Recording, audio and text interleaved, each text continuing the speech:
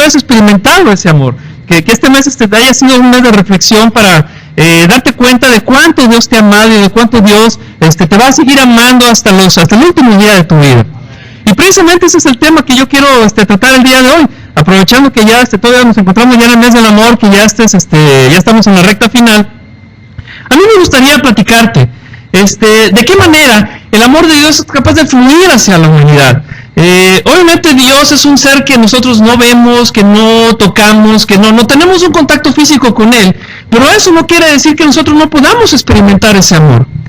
Cuando nosotros vamos a la Biblia, nosotros podemos darnos cuenta de que Dios ha diseñado un plan perfecto, un plan maravilloso, para que ese amor nosotros podamos vivirlo, podamos disfrutarlo y que se pueda esparcir al resto de la humanidad.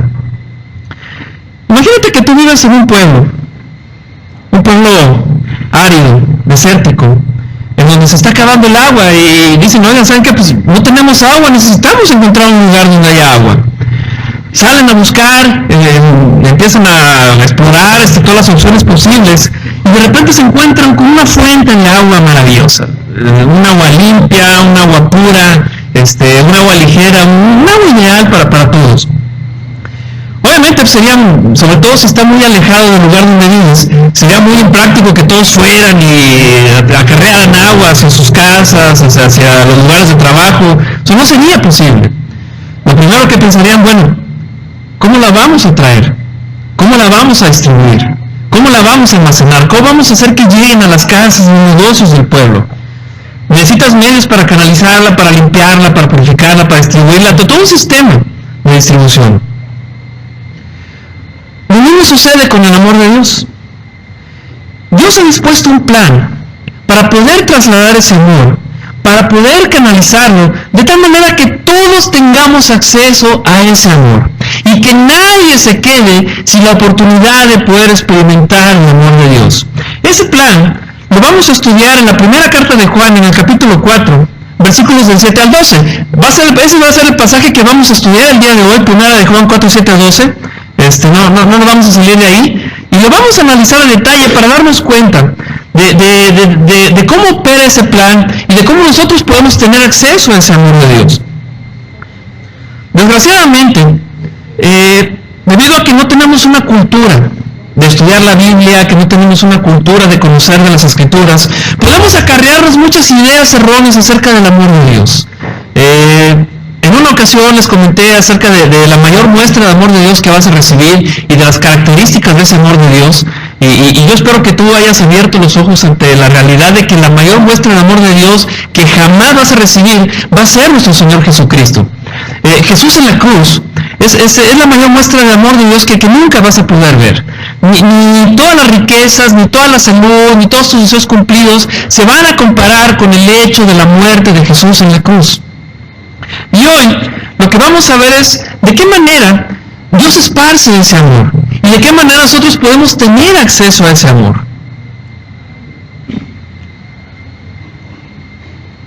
La primera carta de Juan es una joya. Si no la has leído, tienes que leerla, tienes que saborearla, tienes que desmenuzarla poco a poco. Si tú quieres saber si tu cristianismo de veras es cristianismo, lee la primera carta de Juan. Ahí te vas a salir de todas dudas. Juan es muy claro respecto a la expresión de cómo debe de vivirse el auténtico cristianismo. Muchos estudiosos de la Biblia comparan la primera carta de Juan con una obra musical. Si tú escuchas un concierto, si tú escuchas una sinfonía, pues esta se compone de diferentes piezas a diferentes velocidades, algunos alegres, otros prestos, otros un poco más lentos, pero al final de cuentas son expresiones diferentes de un mismo sentimiento. O sea, es un mismo sentir simplemente expresado de diferentes maneras. Lo mismo en la primera carta de Juan. Desarrolla varios temas a lo largo de toda la carta en diferentes matices, de tal manera que podemos ver un todo que hace armonía con el tema que Juan quiere expresar. Si tú lees las líneas anteriores al pasaje que vamos a estudiar, Juan 4 del 1 al 6, ahí en esas líneas Juan está hablando acerca de cómo se manifiesta el espíritu del anticristo. Todos aquellos que se dejan dominar por el espíritu del anticristo operan sin Dios. operan alejados de Dios, operan totalmente comprometidos con el mundo. Son una creación totalmente aparte de lo que Dios siempre ha tenido planeado. El pasaje que vamos a leer marca un enorme contraste con esas líneas anteriores. Habla acerca de cómo son aquellos que le pertenecen a Dios, aquellos que fueron creados para estar cerca de Dios. Primero de Juan capítulo 4, versículo 7. Dice la Biblia: queridos hermanos, debemos amarnos unos a otros porque el amor viene de Dios. Todo el que ama es hijo de Dios y conoce a Dios. El que no ama no ha conocido a Dios porque Dios es amor. Dios mostró su amor hacia nosotros al enviar a su Hijo único al mundo para que tengamos vida por Él. El amor consiste en esto, no en que nosotros hayamos amado a Dios, sino en que Él nos amó a nosotros y envió a su Hijo para que, ofreciéndose en sacrificio, nuestros pecados quedaran perdonados. Queridos hermanos, si Dios nos ha amado así, nosotros también debemos amarnos unos a otros. A Dios nunca lo ha visto nadie, pero si nos amamos unos a otros, Dios vive en nosotros y su amor se hace realidad en nosotros. La manera en cómo opera el amor de Dios en el mundo está basado en varios principios que vienen en esa escritura, en ese pasaje que acabamos de leer. Y vamos a analizar esos principios. El primer principio de todos lo dice el versículo 8. Dios es amor. Y ahí es donde comienza todo. Dios es amor. En algunas ocasiones me han preguntado qué es Dios, o que debía una definición de Dios. Es imposible poder dar una definición exacta de lo que es Dios. No existe una definición de diccionario de qué es Dios. Lo que más se le acerca a una definición de Dios nos lo da Juan precisamente aquí en esta carta y en su Evangelio. En la Biblia podemos encontrar algunas definiciones de Dios. Por ejemplo, Juan 4:24 nos dice que Dios es espíritu. La sustancia de la naturaleza divina, esa sustancia consciente, inteligente, que es una persona, es espíritu. En Juan 1:5 también nos dice que Dios es luz. No que Dios se parece a la luz, Dios es luz. Esa naturaleza es una naturaleza perfecta en pureza y conocimiento. Eso quiere decir cuando Dios es luz. Y la tercera definición la podemos encontrar aquí en Juan 4:8. Dios es amor. La benevolencia de esa naturaleza en beneficio de sus criaturas y de los que están sujetos a su gracia. Yo sé que en muchas ocasiones has escuchado que Dios es amor. Hay canciones que se han escrito al respecto. Todo el mundo tiene la idea de que Dios es amor. Ha sido una idea muy difundida, sobre todo en esas últimas épocas. Pero cuando Juan dijo estas palabras, hace casi 2000 años, fue una revelación sorprendente. Era algo que jamás a nadie se le había ocurrido asociar a Dios con amor. Los judíos siempre conocieron a un Dios de justicia, siempre conocieron a un Dios de ira. Es verdad que conocieron a un Dios benevolente, que conocieron a un Dios compasivo, que conocieron a un Dios que procuraba lo mejor para su pueblo. Conocían facetas buenas y facetas malas acerca de Dios. Pero para un judío pensar que Dios es amor era inconcebible. No cabía en ellos la idea de un Dios amoroso. Siempre había la idea de un Dios que era superior, que era trascendente al ser humano, pero nunca un Dios que se relacionara con el ser humano al grado de amarlo. Cuando Juan dijo eso fue como ver una luz en medio de la oscuridad. Fue un despertar, fue un abrir de ojos. Hoy en día ya no nos sorprende. Estamos tan acostumbrados a escuchar que Dios es amor, que fallamos en entender el alcance de lo que eso implica. Y cuando pensamos en el amor de Dios, estamos más pensando en términos de nuestro beneficio, de cómo me conviene a mí que Dios sea amor, y en términos de mi comodidad. ¿Qué ventajas me trae para mí que Dios sea amor? no somos capaces de visualizar todo lo que eso implica estas palabras. Que Dios realmente es amor. Si nosotros somos capaces de amar, si tú eres capaz de amar, si tú eres capaz de brindar amor, es porque Dios te dotó de esa capacidad al crearte a tu imagen y semejanza. El amor no existiría si Dios no fuera amor. Él es la raíz de todo el amor. Si tú quieres saber lo que realmente es amor, tienes que voltear a Dios. Si tú quieres conocer el verdadero amor, tienes que voltear a ver a Dios. Es imposible amar, ser amado, tener un conocimiento de lo que es amor, sin voltear a ver a nuestro Creador. Dios es el origen y la fuente del amor al que todos tenemos acceso. ¿Quieres conocer el amor? Voltea a ver a nuestro Creador. Ese es el primer principio de él donde comienza todo. Dios es amor. Principio número 2. Ese amor se ha manifestado a la raza humana. No es un amor que Dios se haya quedado para sí, sino que nos lo ha manifestado a todos nosotros. Los versículos 9 y 10 dicen: Dios mostró su amor hacia nosotros al enviar a su Hijo único al mundo para que tengamos vida en él. El amor consiste en esto. No en que nosotros hayamos amado a Dios, sino que Él nos amó a nosotros. Originalmente, tú y yo no teníamos acceso a ese amor.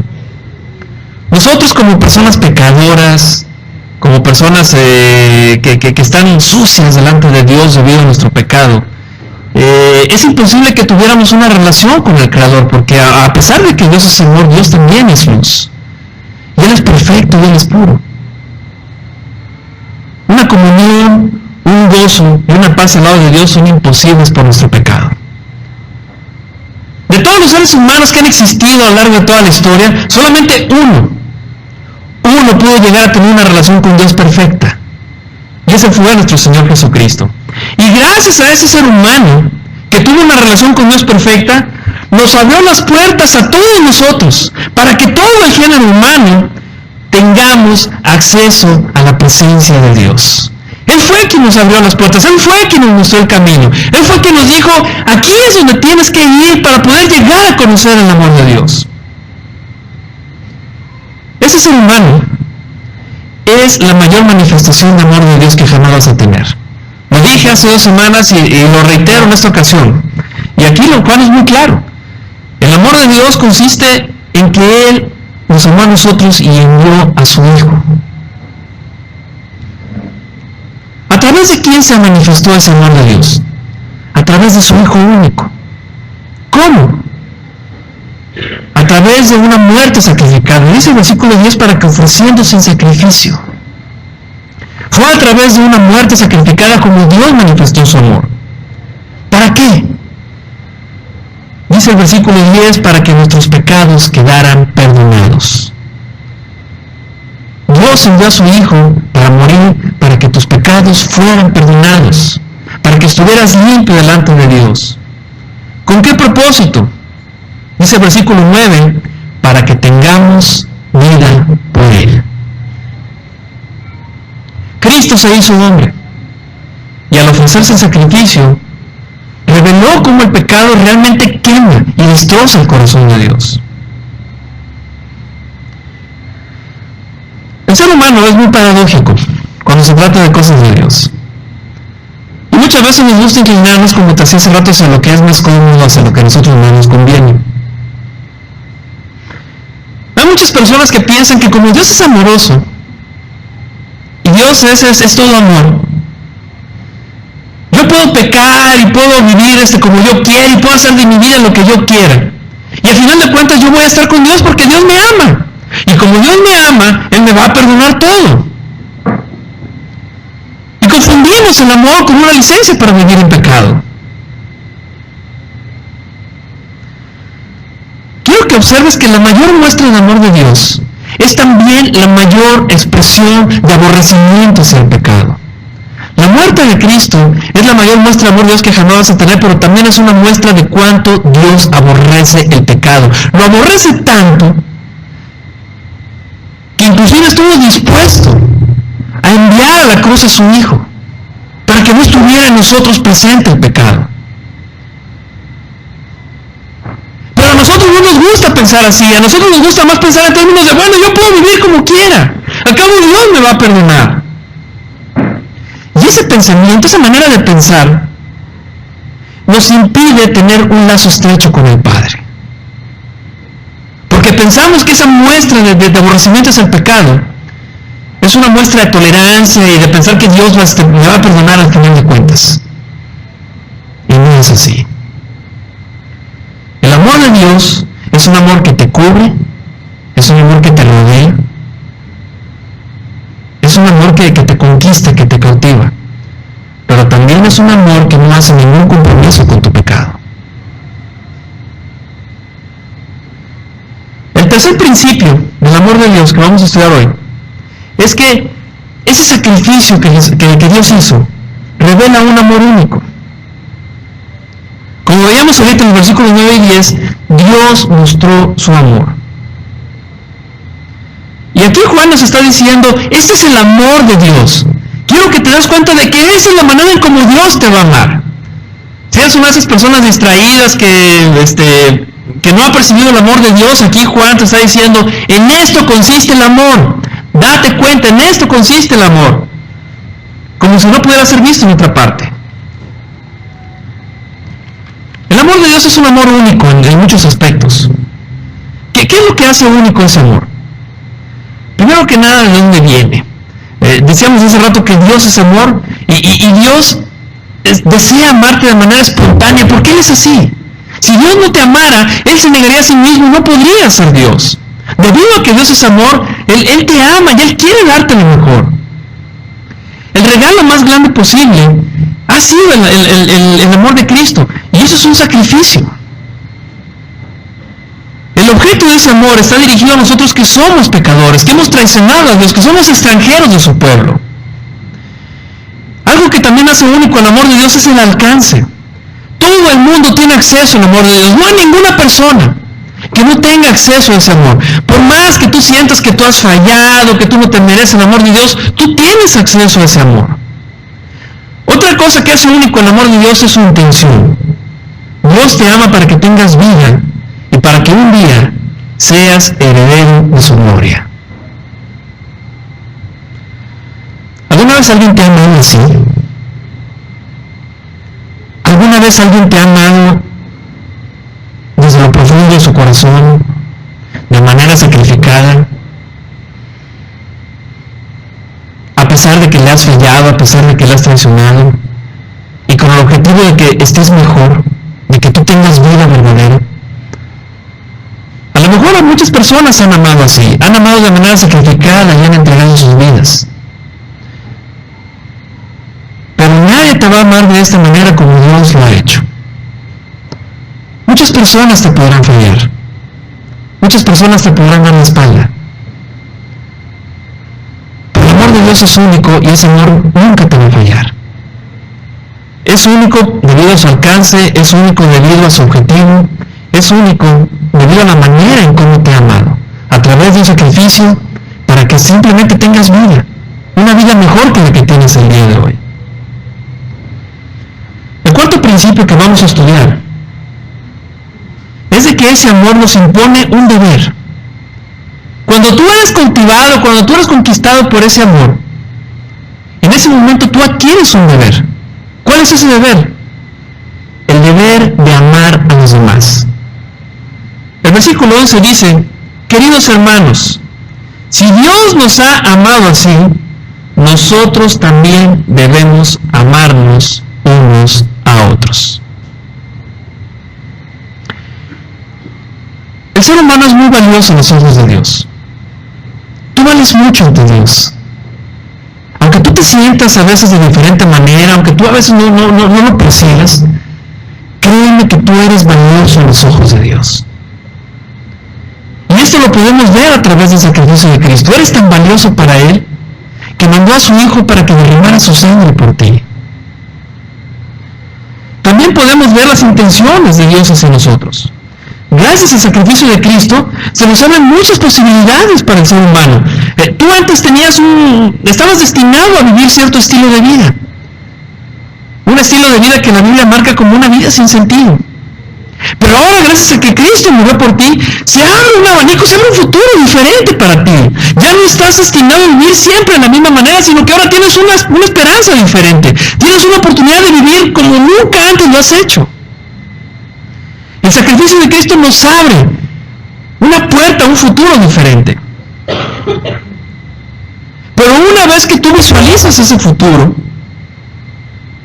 toda tu vida adquiere un nuevo significado. Ya no vives para ti. La vida toma otro sentido. Ya no vives para tus objetivos, ya no vives para tus sueños. Ahora tú vives para Cristo. Y todas tus relaciones, tus amistades, las relaciones con tu familia, las relaciones con tu esposa, con tus hijos, todas las relaciones, también se revisten de ese nuevo significado. Ahora ya no amas a tu esposo o a tu esposa para ti. Ahora ya no tienes amistades para ti. Sino que ahora todo eso tiene que estar revestido del amor de Dios.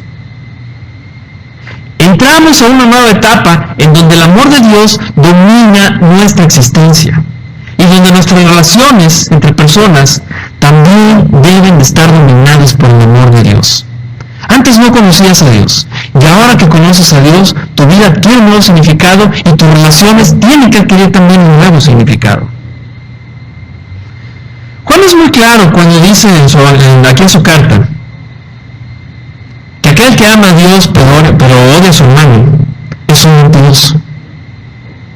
Si tú dices que amas a Dios pero guardas odios y guardas rencores, mientes. No es cierto que amas a Dios. Si tú quieres experimentar los beneficios del amor de Dios, si realmente anhelas vivir conforme al amor de Dios, tus relaciones con las personas deben de estar gobernadas por ese amor. No existe otra manera.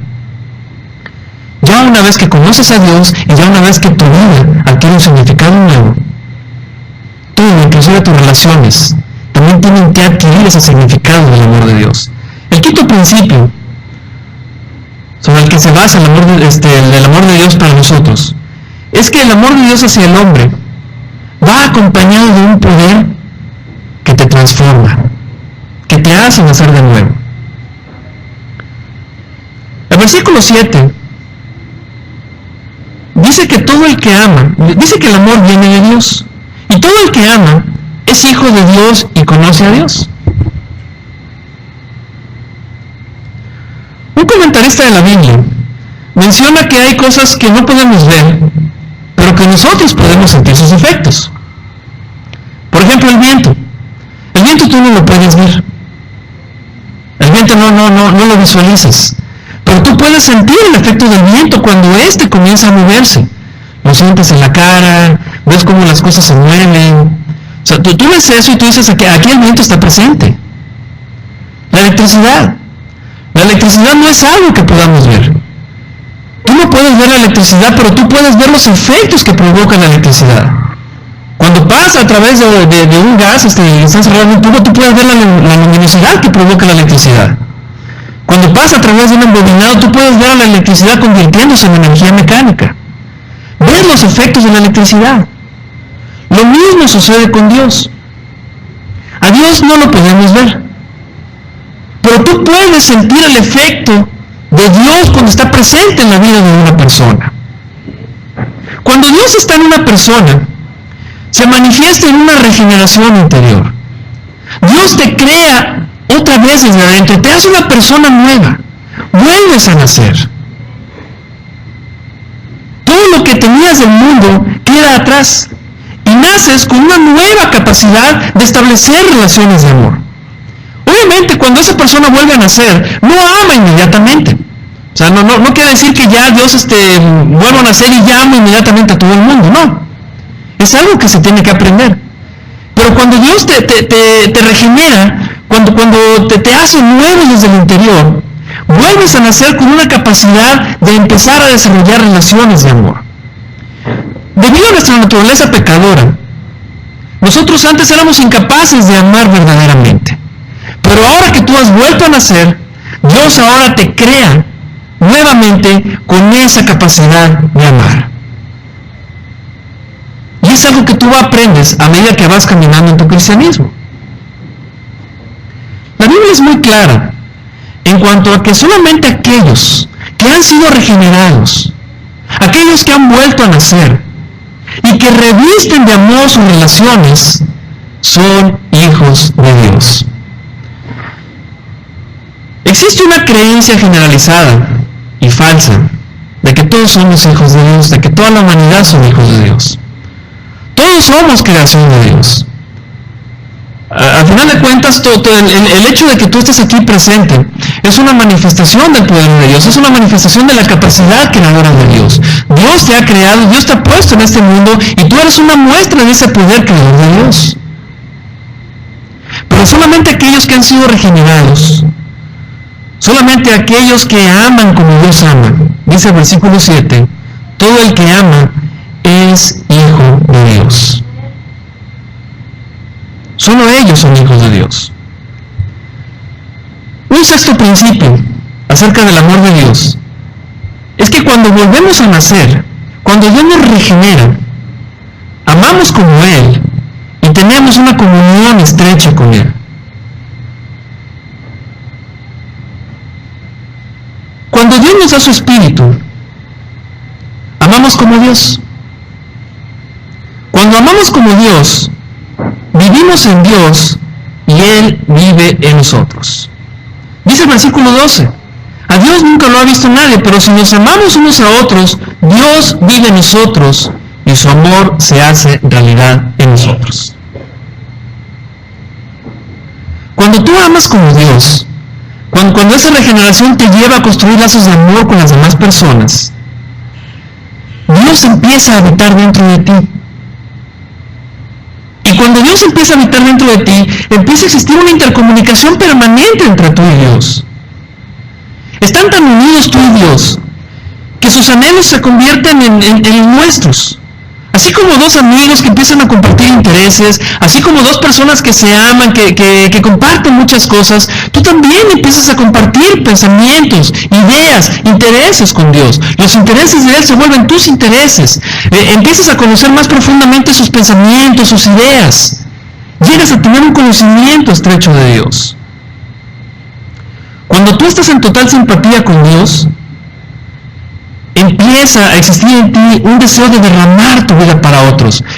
Así como Dios es amor y Dios de su iniciativa te ama a ti, ese mismo amor también te conquista y tú también empiezas a desear, ¿cómo puedo amar a mis semejantes? ¿Cómo puedo derramarme para que otras personas sientan el amor de Dios? Así es como Dios planea que el mundo conozca su amor, a través de personas que están en una comunión estrecha con Él y que aman a las demás personas. La gente va a conocer el amor de Dios cuando haya personas dispuestas a derramarse y amar a las demás personas porque Dios habita dentro de ellas. Dios no se va a hacer persona otra vez y va a venir a amarte, ya lo hizo. Ya lo hizo hace casi 2000 años. Ahora nos toca a nosotros tomar el reto de revestirnos de Dios y que el mundo conozca el amor de Dios a través de nosotros entregándonos en sacrificio hacia ellos. Esa es la verdadera muestra de que tú habitas en Dios y de que Dios habita en ti. Cuando despierta en ti un anhelo, un deseo de entregarte en sacrificio por el amor de las demás personas. Principio número 7. En la medida en que amamos a Dios, conocemos a Dios.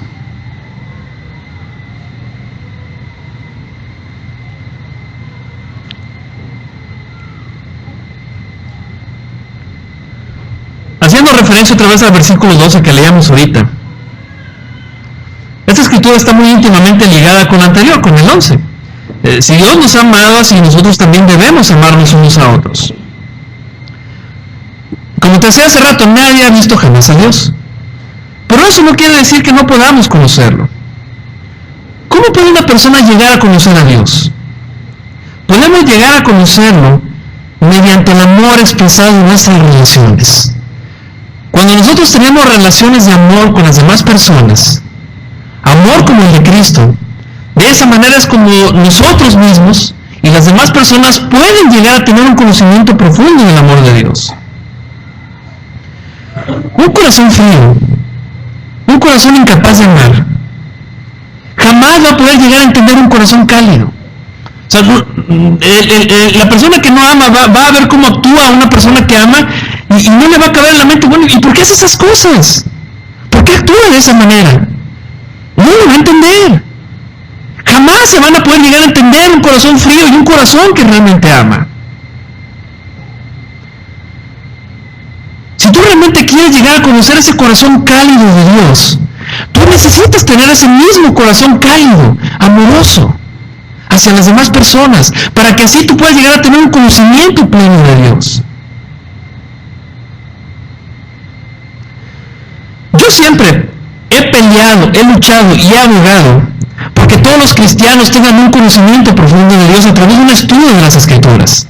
Y es algo por lo que he peleado y he vivido. Y yo constantemente te voy a estar desafiando para que tú vayas a las Escrituras y para que te entrenes en ellas, para que las domines y para que te enamores de ellas. Porque solamente a través de un conocimiento profundo de las Escrituras podemos llegar a tener un entendimiento pleno de Dios. Pero el simple conocimiento de las Escrituras no es suficiente para llegar a conocer a Dios. Y lo digo yo, y lo dice la Biblia. Tú puedes llegar a dominar la Biblia al derecho y al revés, conocerte todas las Escrituras, tener conocimientos de teología, de exégesis, de muchas cosas. Pero si tú no tienes una conducta de amor hacia tu prójimo, no conoces a Dios. Jamás vas a llegar a tener ese conocimiento que solamente viene de experimentar el amor en carne viva. El amor vivo, el amor en acción, el amor en las relaciones, te va a dar un conocimiento completo de Dios, te va a dar un conocimiento rico de Dios. Y tu conocimiento de Dios va a crecer muchísimo a través de una conducta de amor siempre complementado con un estudio profundo de las Escrituras. Son dos aspectos que no pueden divorciarse. No puedes amar sin tener el conocimiento de Dios. Pero tampoco puedes decir que conoces a Dios y amas mucho si a la vez no profundizas en su palabra. Ambas cosas son necesarias para poder llegar a tener un entendimiento perfecto de quién es Dios. El octavo principio, y el último que vamos a ver, es de que el corazón que no ama no conoce a Dios. Dice el versículo 8 que el que no ama no ha conocido a Dios porque Dios es amor. El amor de Dios es tan grande que abarca multitudes que el ser humano no puede contar. Es tan preciso que busca que hasta el último pecador, que hasta la persona que menos tienes idea, hasta la persona que tú dices, no, este cuate no se merece el amor de Dios, bueno, Dios quiere a él. Y Dios lo está buscando a él y Dios quiere su arrepentimiento. Y es tan preciso que va a ir hasta el último pecador para ir a tratar de rescatarlo. Es tan activo que envió a sus más nobles embajadores para ir a buscar a los ciegos, a los cojos, a los vagabundos, a todos aquellos que no teníamos derecho de estar en la presencia de Dios. ¿Cómo podría un hombre que no ama entender eso? Dios no cierra su corazón al hombre. Es más bien el hombre el que cierra su corazón a Dios. El hombre está tan distraído, está tan preocupado por otras cosas, según él, más importantes, que no se da la oportunidad de poder entender cómo opera el amor de Dios en su vida. Y mientras esas personas no cedan ante el amor de Dios, nunca van a ser capaces de manifestar amor hacia los demás, un amor real, un amor verdadero, un amor divino, un amor que solamente puede provenir de Dios. Este es el plan de Dios para que el amor se manifieste en la humanidad.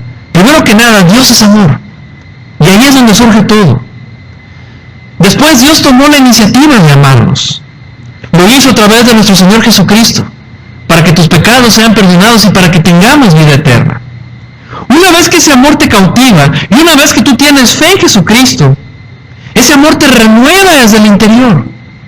y te crea, te hace una persona nueva que te da la capacidad de amar a los demás.